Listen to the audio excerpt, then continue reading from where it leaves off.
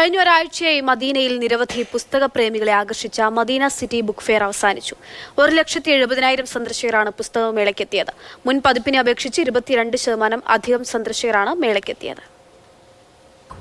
300-ലധികം പ്രാദേശിക, അറബ്, അന്തർദേശീയ പ്രസിദ്ധീകരണ സ്ഥാപനങ്ങളും ഏജൻസികളും, 200-ലധികം പവലിയനുകൾ.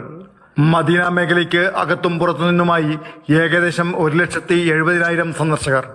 ഇതായിരുന്നു ഇത്തവണ മദീന സിറ്റി പുസ്തകമേളയിൽ കണ്ടത്. ഒരാഴ്ച നീണ്ടുനിന്ന മൂന്നാം പതിപ്പിൽ മുൻ പതിപ്പിനെ അപേക്ഷിച്ച് 22% സന്ദർശകരാണ് കൂടുതലായി എത്തിയത്. സാഹിത്യം, പ്രസിദ്ധീകരണം, വിവർത്തനം എന്നിവയുടെ ജനറൽ അതോറിറ്റിയാണ് പുസ്തകോത്സവം സംഘടിപ്പിച്ചത്. King Salman international convention and exhibition സെന്ററിന് സമീപമാണ് പ്രദർശനം നടന്നത്.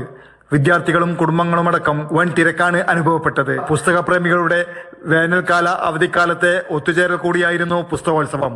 പ്രദർശനത്തിൽ ഏറ്റവും പുതിയ ശാസ്ത്ര വിദ്യാഭ്യാസ പുസ്തകങ്ങൾ ഉൾപ്പെടുത്തിയിരുന്നു. കുട്ടികളെയും യുവജനങ്ങളെയും ലക്ഷ്യമിട്ടുള്ള സാഹിത്യ പുസ്തകങ്ങൾക്ക് പുറമെ ഏറ്റവും പുതിയ പുസ്തകങ്ങളും സാഹിത്യ, വൈജ്ഞാനിക, ശാസ്ത്ര, ഇസ്ലാമിക പ്രസിദ്ധീകരണങ്ങളും ഉൾപ്പെടെ പുസ്തകങ്ങളുടെ വലിയ വൈവിധ്യത്തിന് എക്സിബിഷൻ സാക്ഷ്യം വഹിച്ചു.